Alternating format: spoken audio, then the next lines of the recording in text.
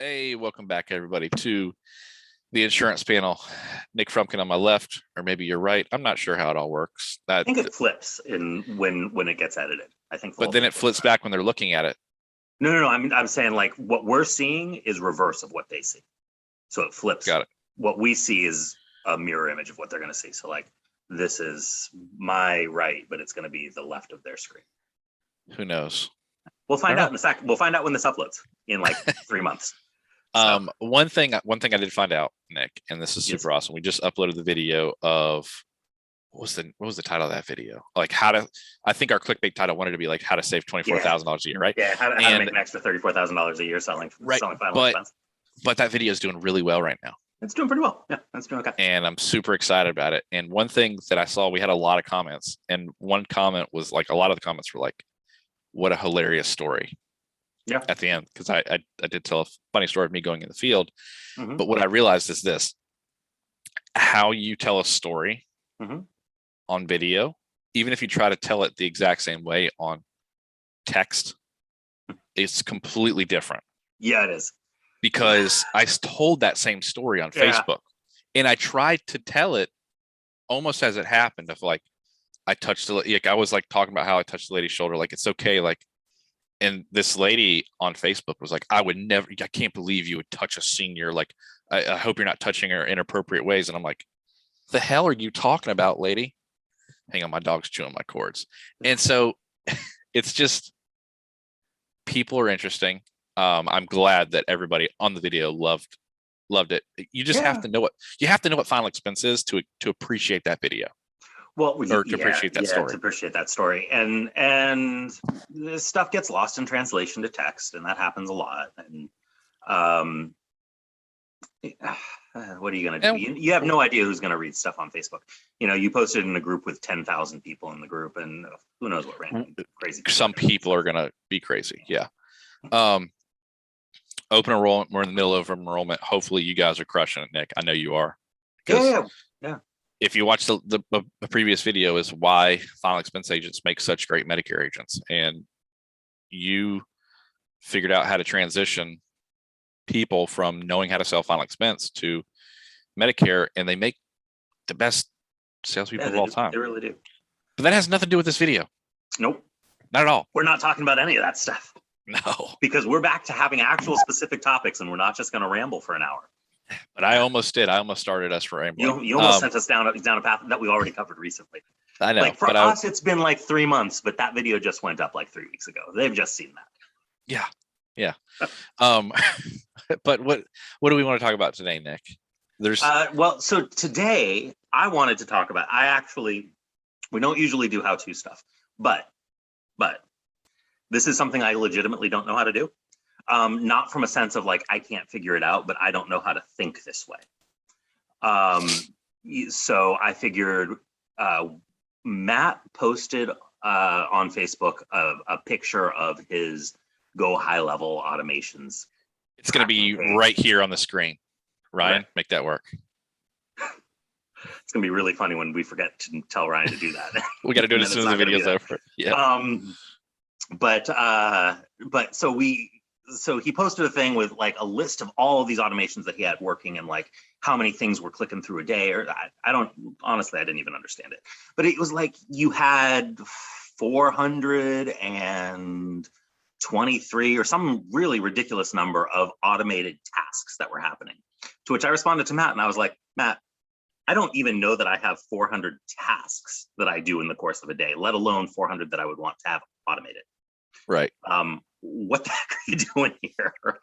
And because like I know how to set up automations. Like I don't need to learn how to use Zapier, right? I can use Zapier. I know how like Go High Level works. I know how automation works. You click a thing and you put it with a thing and then they work, right? I can make that happen. I'm not a technological idiot, but it's not the way my brain is wired. My brain is wired that, thing one comes across my desk and I do thing one.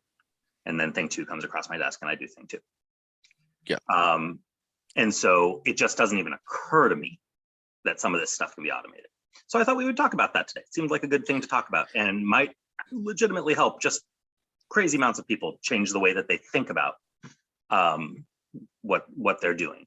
The one thing I'll say before anybody goes down this path of automation is it's very easy to want to automate something that takes 10 minutes, but you'll spend 40 hours trying to automate it like I did. Sure. Right? Because there is a lot of logical thinking that comes into automation. And you said it well. You're like, I know how to automate things, but when you get into the more of the complex stuff of exactly how, there's a lot more of if and or if else statements that go into it. And a lot of the automations that I think the number was like 443 and like 360,000 tasks, right? We're done, right? Yeah. Well, one thing, Nick, is the company I work for, like I work for a company, Innovative Financial Group, and we process thousands and thousands of things on a weekly basis. Meaning contract hierarchy changes, new contracts, RTS sales reports from the carriers, every lead that goes in, you know what I mean? Like all those things are things that are happening in real time. And so there's a reason that mine's like absolutely huge. That way a typical, a traditional week, if it was not during open enrollment, would be probably closer to 100,000, but because of open enrollment, it just jacks up because there's a lot more sales happening. So a lot of those things that you saw in that were every time an agent post in Sunfire, it's going to a Google spreadsheet, it's going to another Google spreadsheet, it's going to a Google spreadsheet. So like that one thing could make 10 things happen. Right. So you're saying for the average person watching this, they're probably not going to have 400 some odd automations. No, no. And the only reason that I like starting that number is because Justin Brock, who's a friend of the show, he made a post on Medicare Gurus, and he was like, "Is anybody like an automation king like myself?" And his was like 100 or like 125, and he had like 18,000. Right. And I was like, I don't want. I was just more like joking with him, like being funny. But obviously, what we do at the home office is a little bit different than most places. So, but there are things. I don't want to get it twisted. There are things that you can automate as an individual producer that can save you a whole lot of time at home. And the longer I've been in this business, the more important time is to me than anything. It's the most valuable resource we have. We've talked about that on the show a lot. You know, there's nothing more valuable than your time. So, you know, especially if you're doing this well, like your time is worth hundreds, if not thousands of dollars an hour. Yeah, exactly. So. And you know, from the home office level, if we had to hire people to do all of those things and move spreadsheets and manipulate them, like one sale goes into 10 different spreadsheets, that would take those tasks on that specific week would be 15 employees. And take the number, you know, an average working wage for a person, and it's like we spend probably $3,000 to $5,000 on Zapier a month, but what we save is ridiculous. So it's totally worth it. Right. So hate me if you want. I know people need jobs, but you're putting people out of work. I'm putting people out of work, but it's such small things that you can't not have it automated. So let's talk a little bit more about the important part is what you talked about, the logic of if and statements. Sure. Right. So an automation that you could do or any agent can do is when you make a sale and you disposition it in your CRM. Okay. It's important how you disposition it. Okay. So it could be, you know, a sale could be 5 different things. A final expense policy. It could be a Medicare policy. It could be a HIP plan. It could be a PDP. Is that a thing? I don't know. Yeah, Who knows? yeah, prescription drug plan. And something else, right? There's the cancer plan. I don't know what Cancer those things plan. are. Like, those are 5 different things, right? But now you got to think about, if it was a final expense policy, how many carriers do you have, Nick? Oh God, lots. I don't. And if you watch this video, actually know of off the top of my head. If you watch our most previous video, it should be 1 if you're new. Right. Yeah. Right. But like, let's say that it's 5. It could be like one of like, I think maybe 20. Yeah, but let's say it's 5. Okay. Right. And we'll just name a couple of the most Royal Neighbors of America, right? Sure. Royal Neighbors, American Amicable, KSKJ, GPM, who we've talked about on the show, Trinity or Family Benefit Life, right? So now, if you sold a final expense, which one did you sell? Right. Right. Let's say we sold a Trinity Life, because a Trinity Life. Boom. So boom. Now they went totally to hypothetical. They don't exist in my state. Yeah. So now they went to this one right here, Family Benefit Life. Okay. Do they have a preferred, standard, and modified? No. Just yes, no. Oh, they got it graded. They have graded. Okay. Those are 3 different things, right? So when you disposition that, and you don't have to go through all the steps, you're building all this out and you're thinking about all those things. So whenever you disposition it, you say, hey, I sold a Trinity level policy, right? The system will know to put all that into the notes, into the Google spreadsheet, and it'll send the automated text to the client, or the ringless voicemail to the client, like the saying, like, hey, your Family Benefit Life policy is in the mail. Remember, it's a level coverage. It's like those, you see all those like things that you have to think about before you send all that out. And it does take time to think about that. And I have a whiteboard behind me at my office, and it's like thinking about all those possibilities, and it's a spider web of crap. Right. But they're all things that could happen that you have to think about, because if you don't and your logic breaks, it could screw it all up. So let's maybe take one step even further back, because I think we're already too much in the weeds. I know, sorry. I'm nerdy about it. This is why we're doing this as a 2-person thing, instead of just having you go on the camera and be like, here, this is what you do. So let's take one step further back. As an average agent, somebody going out and selling. Yes. What would you say are the top 5 things that they should be trying to automate? Retention campaign. Okay. Retention automation. Meaning, maybe not as far as I just went, but you sold a person, you dragged them over to sold. I sold them a Medicare policy. Okay. One day later, after you sold that, you drag it over. That person should get a text, and they should get a ringless voicemail. Of you going, not, hey, Mary. Hey, it's Nick, your Medicare agent or your final expense agent, whatever it is. It's your insurance agent, right? You can be general. We got you a new policy. It's in the mail. You should see it within a few weeks. Let me know if you have any questions. 2 weeks later, right? It's another voicemail. Hey, hope you got your policy. Everything should be in there. Can you check and call me if it's not? General. Sure. You didn't say, hey, Mary. Hey, it's, you said, hey, it's Nick, your Medicare agent. All those things are very general. 30 days out, 60 days out, 90 days out. And those things, to an average agent who is not that good, final expense agents, at following up, right, with their clients, let's be honest,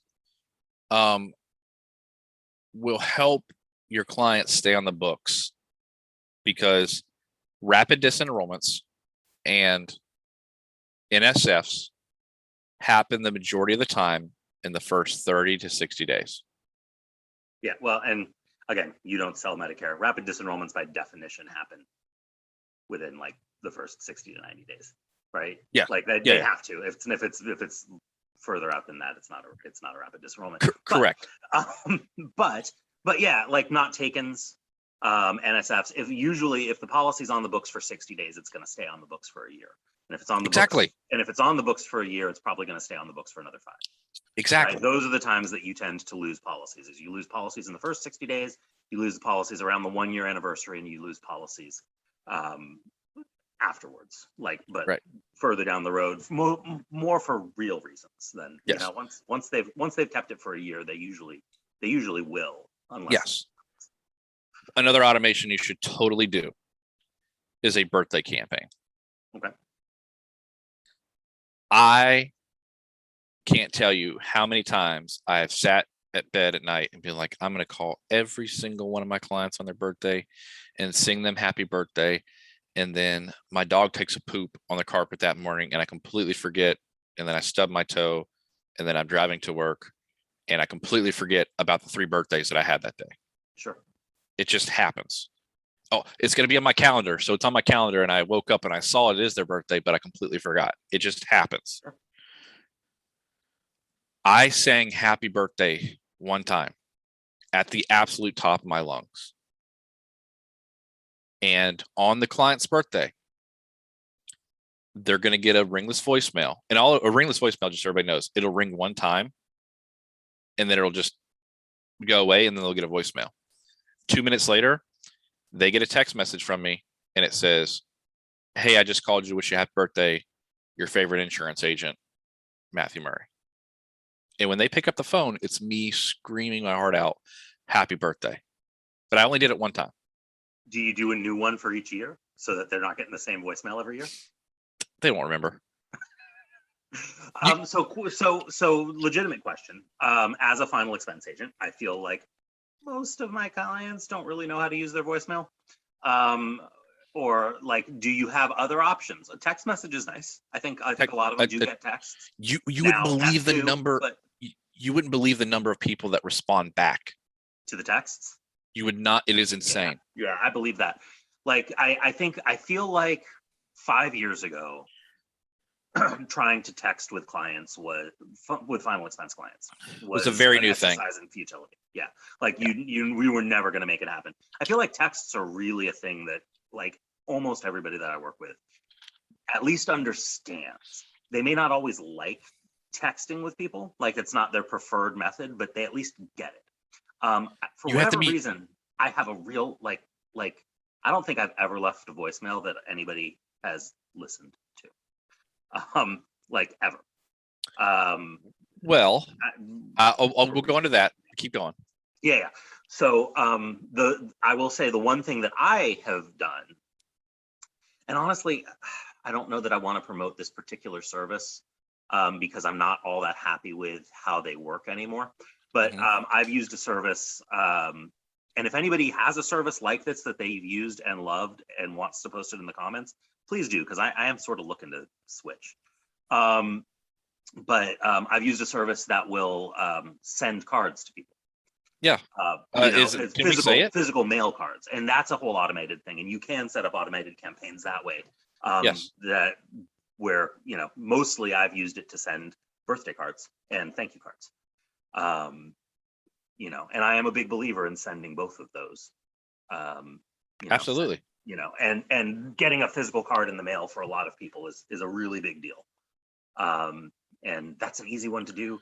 It's super easy. Sends me a reminder like, hey, click this button if you still want to send them a card this year. Right. Yeah. But also on that automation and on that birthday automation that we just talked about, it'll also send me a text. And it says, it's Mary Jones's birthday. You just called her and wished her happy birthday, but you should probably follow up a little bit later anyways. Now, do you have to be subscribed to a service like Go High Level or using one of these built for you Medicare CRMs or the white labeled CRM that you build for people? Do you have to be using one of those, or is this something that an average agent can get a Zapier account and kind of cobble it together with stuff they've already got? You can probably cobble it. You can Zapier. Let me just set the record straight. Go High Level is like the beast. Sure. Okay. Other CRMs do things that are very similar. I think just Go High Level, and it may be because I'm biased because I've only ever used Go High Level. I'm like super biased. I've looked at other CRMs after, and I've been like, well, it doesn't do all the things it already does. Right. Other CRMs can do all of these things and cobble together. I have to use Zapier because there's things that Go High Level can't do. So Zapier has to be integrated. If you have a CRM and Zapier, you can do the majority of what I'm just talking about. Right. Do it, hook up your CRM to your Google Voice or Twilio or whatever text messaging service you want. Is there a ringless voicemail service that you recommend for people? The ones that I have known about in the past, I think, are no longer considered legal. The ones that I'm using are backed by Twilio through Go High Level, and they're a best case. Like legit. So, you make sure if you're doing Twilio, go through the registry of the EIN number. And I know it's a little bit weird, but whatever Twilio tells you need to be doing, do it, because if not, you're going to start getting marked as spam and nothing will go through anyways. So jump through whatever hoops that you have to jump through early on, because if not, you'll be screwed later on. I've seen so many people that were getting Go High Level and they weren't registering what they're supposed to do. Mm-hmm. And then they're calling me and going like, crap, like this didn't work the way I wanted to. But that's different than automations. Right. Okay. Yeah, it's a different topic for a different day. And it's not like, but if you sponsor, I guess we don't need to give them specific endorsements. But like, it's good to have ideas, right? Like, we don't want to just throw this out there and say, hey, go find this stuff. No, no, you if anybody is listening, get Go High Level and get Twilio's back in it. Get a Zapier subscription. It'll cost you like $19 a month. We pay a lot more because we do so much more with it, but it'll cost you like $19 a month. If you're an average agent, you're going to spend less than for all the services that you can automate your life with. Nick, I don't know about this. Is it send out cards? Is that the name of it?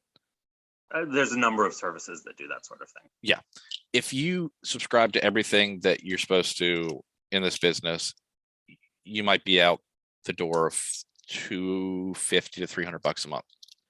Totally. Which, if you're a brand new agent, sounds like an overwhelmingly large number when you're already probably spending $500 to $600 a week, like on leads. Yeah, that sounds like a lot of money. So this is maybe not new agent stuff. This is 6 months in. Yeah, once you're a little bit cash flow positive. And there are probably a lot of you out there who are already using a CRM, and I will tell you from experience, migrating CRMs is the worst. Is a B. And it's not necessarily necessary to migrate to Go High Level or to a different CRM at all, because if you look at Zapier's integrates with like everything, all the major CRMs. It is over 4,200 apps, over 4,200 applications. Like there's like it. So if anything, this is an advertisement for Zapier in a way. Zapier, you should give us money. But yeah, it's so those are good tools to look into. And yeah, if you're going to be starting from scratch, I don't like Go High Level as a CRM as a lead management system. Personally, I don't like the way that it interfaces. It doesn't work for me. And the number one thing I use my CRM for is making sure that I touch all my leads and that all my leads get processed and worked and that nobody falls through the cracks. And I just don't like the way that Go High Level does that, which is why I'm hesitant to be like, hey, yeah, everybody go get Go High Level. Because then I sort of think you also need a lead management system on top of it, because Go High Level's sort of crappy at it. But for post-sale stuff, Go High Level works really well. And for if you are a telesales agent watching this, Go High Level is really good. If you are going to communicate digitally with your clients, Go High Level is really good.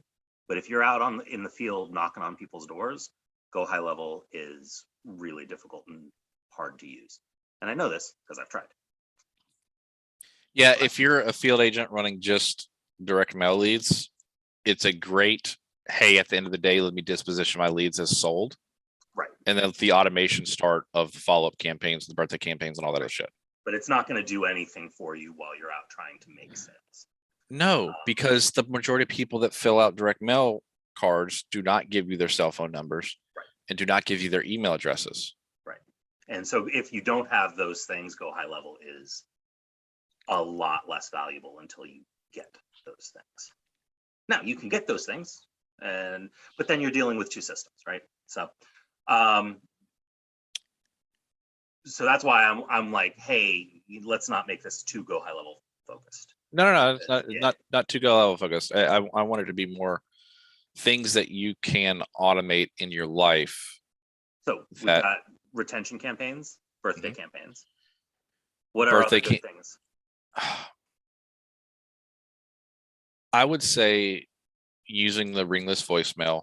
And you said something about the voicemail that a lot of people don't know that stuff. You could take a boatload, a absolute, like, just get the work, like just a ton of leads, like 2,000 leads, and put them into a CRM and do a ringless voicemail campaign. And I did this and this works. All I did was record myself one time saying, "Hey, it's Matt, call me back." That was the voicemail. Okay. And I had it do a ringless voicemail to 50 people at a time every 30 minutes over 2,000 leads. So it took, and it only called between 9 and 6 was the time. The amount of phone calls that I got back from people where you're just really like, it was very vague. Yeah, right. You keep it vanilla and it works. Yeah, it kept it vanilla. So like, if you're a person who is trying to get a lot of contacts, who's trying to get on the phone with a lot of people, you can have your really old stuff being called on for you. And you can work on calling the brand new stuff and setting your new leads. And you'll get these calls all day long of people like, "Hey, you call me, like, what's going on?" You're like, "Oh, hey, Mildred, like, I was giving you a call about this." Like, and it's just a contact. It's an opportunity for you to have a conversation. But you are you mostly sending those to existing clients to drum up additional cross sells for, like, I don't know, my thought goes to, like, I've got a final expense book of business of thousands of people. Yes. And if I want to send to my final expense book of business, hey, everybody that's client of mine, you want to talk about Medicare this season, give me a call. Right. Perfect. And you just have that drip. Just it doesn't have to be 50. Like I did 50 over a 9-hour window for 2,000 leads. Well, that took a while. Right. Sure. And your book of business doesn't have to be huge, but it can call 2 people every 30 minutes. And you would not believe the number of people that call you back. Even if they say, "Hey, Nick, thanks for calling. I'm good right now. I appreciate it. But it's good to talk to you." Yeah. That's it. And if you're doing this other stuff, it's where you're staying in front of them. So this is the thing that I think final expense agents are bad at. Like, legitimately, I'm as bad as everybody. I'm like, I know what I should be doing, but I'm not good at doing it because it's time consuming. And if it doesn't directly lead to a sale, it doesn't trigger in my brain that makes me go, I got to go for the sale, right? The thing that final expense agents are bad at is independent final expense agent. Captive ones are actually pretty good at this. Yeah. But is staying in front of your prospect so that they know who you are. Post-sale. Yes. Right. Universally, independent final expense agents, 99% of everybody watching this video is an independent final expense agent. And I can guarantee you that almost none of you, unless you are a captive agent or a debit agent, which is also sort of a captive agent, kind of, sort of, you probably are really bad at having your clients know who you are. Yes. Perfect example, Nick. Yeah. How many times have you walked into a house and you found a policy that was 3 years old or 2 years old or even a year old, and you went, "Okay, like, I'm glad I'm doing the review on this. When's the last time you talked to your agent?" Like, "I don't know. I talked to him when he came here and sold it to him, and I haven't seen him since." Every time. Like, I think I can count on one hand the number of people who were like, "Oh no, I know my agent. I talk to them all the time." Like Yeah. literally, I think I got 5 people. I think. And you know, I sit with 4,000 plus people a year, and I think I've got 5 that knew their agent. you know why that is? Because I assume because most agents don't follow up and stay in front of them. Well, I guess there's a deeper question there of Okay. why. What's the deeper why, Matthew? Most agents that are brand new or even a couple years in are like, you just sold a client for $122. Mhm. And you're like, you almost avoid any phone calls, any reaching out, because you think that every opportunity that they have to cancel, they will. Don't be that agent. Don't be that agent. Don't be that agent. That you're shooting yourself in the foot if you're that agent. I know, but that's why. That is it. Tell me if I'm wrong. No, you're not wrong. No, that's a really common attitude amongst agents, and that's bad. It's the opposite. Yeah, you've got to answer those phone calls. And I feel like I'm better at this than many. I'm not going to say most, but I feel like I'm better at this than many. I have a lot of clients who know who I am. I have a lot of clients who call me when stuff happens in their life. But I don't have. I have a book of business of thousands, and I probably have a number of clients who know me well of several dozen, right? I was going to say like 100.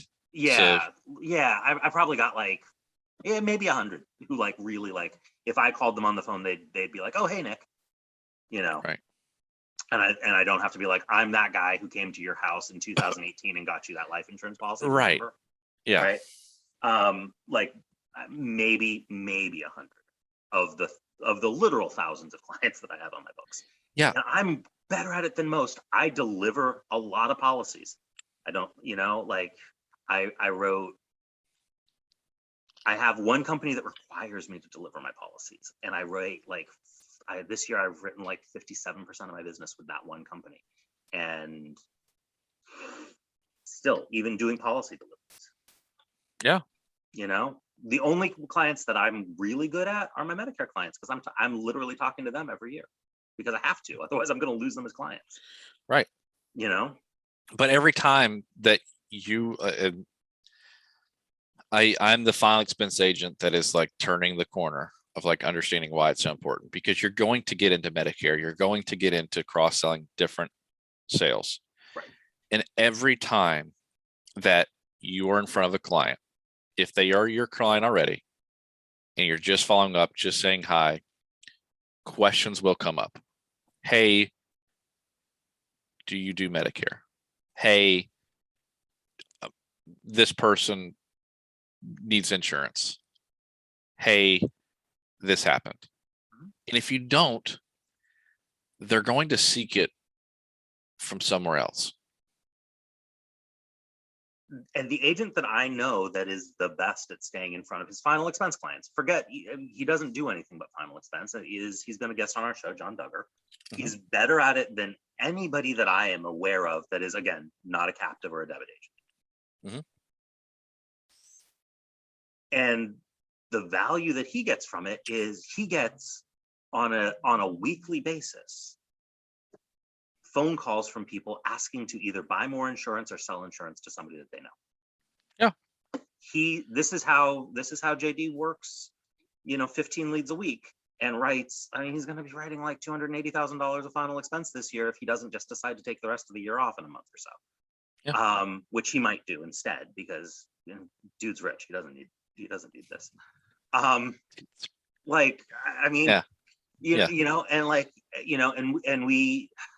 we talk about the same people on the show a lot of the time, over and over again, partially because we know them, but also because if they're doing it right. Because if they're doing things the right way, and we bring the same people back up because it's a touchstone for people who watch the show over and over again, that like you can go back and watch those videos with those people, and like those are good people to listen to. We're pretty careful about who we endorse and whose names we mention on this show. Yeah. We're right now we're looking for, we want to do like a what do we call it? like a ladies tip, right? We feel like there are a lot of women who are very successful at Final Expense whose voices are not necessarily heard as well as they should be. Because there's a lot of women that are really kicking butt, and we're having a hard time finding women that actually want to come on the show and be like on camera on the internet forever. Forever. Well, and to be fair, we have a hard time finding any of our guests. We do have to do a little arm bending. We've lost a lot of guests where we like, hey, we'd really love to have you on the show, and then when they really think about it for a beat, they're like, I actually don't want to. I don't know that I want to be on the internet forever. Happens. A lot of guests a lot of people we've asked to be on the show who have ended up not coming on because they don't want to be on the internet. Yeah, but going back to automation and what we just talked about following up. Sorry. That's okay. No, it's okay. John Duggar, JD does it right. Mm-hmm. Old school, follow up, really getting in front of the people, right? Yep. And we understand that not everybody can do it like JD. If you just have to see it through. I think JD's done it for so long that it became what it is today. Well, he's been doing organized also. Yes. Okay. Most people aren't. No. Okay. Me and you included. Oh God, yeah. And you won't be able to do it as well as JD with these automations. Right. But it's way better, like 100% better than doing nothing. Absolutely. So either you get really good and be like JD, or you do something like this and automate those little, think about, this is what I want everybody to do that's watching the show. Write down 10 things that you forget to do on a weekly basis. Right? Like cause you stress that you have to like remind yourself. that it causes you stress. You're like, oh crap. And then you wake up on a Saturday and you're doing it because you forgot about it, right? Mm-hmm. And then go, can I automate those things? Can I automate those things? Or write them down in the comments and then I'll tell you if you can automate those things. Like I would say for me, like the thing that I look forward to the least is taking the leads that come in, and I don't know that it's possible to automate this. Like taking the leads that come in, downloading the CSV file and adding phone numbers to it and uploading it to my CRM so the leads go from being pieces of paper to being data in a CRM, because I have to manually enter all the phone numbers because the only data that comes pre-populated into the CRM is what the is what the lead company already had when they mailed the card. So I've got to manually put in all those phone numbers. I don't know that that's automatable, but boy, if it was, if I could take that from being a task that took me a half an hour on a Friday afternoon when I've got 1,000. Oh, you're talking about you have the CSV, and because of people's bad handwriting, it doesn't put the number in, and you're adding it into the because that field. Yeah, because the lead company doesn't have the phone number. They just have what the people write in. So you have to then manually put the phone number in. Well, I don't know if it's so automated, but I can tell you that we've experienced the same thing, and we do a lot of direct mail. Mm-hmm. And you can pay somebody like overseas. You can pay someone overseas. Virtual assistants. Virtual assistant. Yeah, we need to talk about. But you can pay somebody. Nick, you can save yourself. Yeah. Like whatever the amount of the time that is, and they will do it, and they will do it perfectly, and it is dirt cheap. So is it compliant? Like, do we have to worry about like HIPAA? No, because there's no medical anything on there. It's just a person's name. They're literally just privacy concerns. They're doing what you don't want to do. Right. That's a good idea. Yeah. Virtual. It's not gonna. It's what will be automated is when that CSV comes to you, you can automate it to go to them, and then when they get it, they need to have it done in X amount of time, and they're going to email back to you. So it is automated. Right. And then you can automate with a human element. Yeah. And with like Fiverr, right? Yeah, Fiverr. Upwork is another one. Upwork is one. Fiverr is one, and you can teach them, and it'll take you like less than. You do it twice, teaching them like this is what I want you to do. This is what I need you to do. Yeah. And to make sure that everything matches. you know, And replace dude, Evo boxes with whatever they wrote in. And let's say it takes, how long does it take you a week, Nick? It takes me a half hour to 45 minutes. It's why I was late to record the video this morning, was because I still needed to do it because I put it off yesterday. Right. So it'll save you 5 hours a month. Yeah, that's a lot of, I mean, ultimately that's a lot of time. That's a lot of And time. that's gonna cost you, and that's gonna this is I started to do the math on this like recently, or I started to think this way, and that would cost you, let's just say a worst case scenario, that would cost you $50 a month, $10 an hour. Jesus. Okay. Yeah. Your time, Nick, is worth, okay, way more than that, is worth $300 an hour, just to say a number. Yeah. Okay.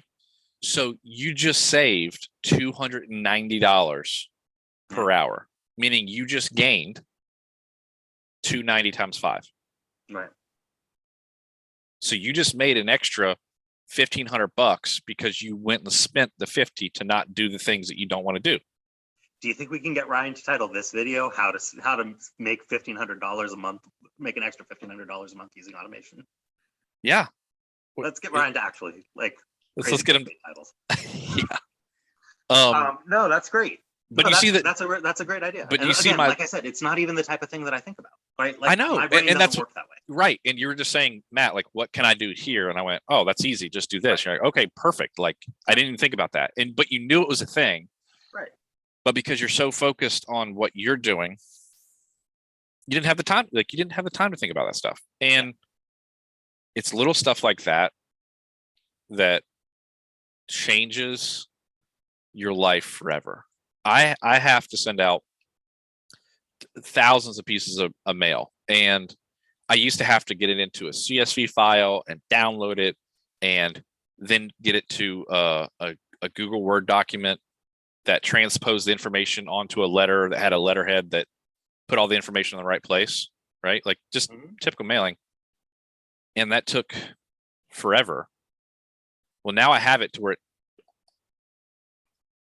downloads a CSV file every single day, takes out the duplicates that I've already done, sends it to this Google spreadsheet. This Google spreadsheet transposes the information onto a Word document. It's called Mail Merge on Zapier, for those that don't know. It sends me the document into my email. And then I have my printer. This is important. I have my printer that whenever I get an email from this specific email and it has an attachment, it automatically prints the document.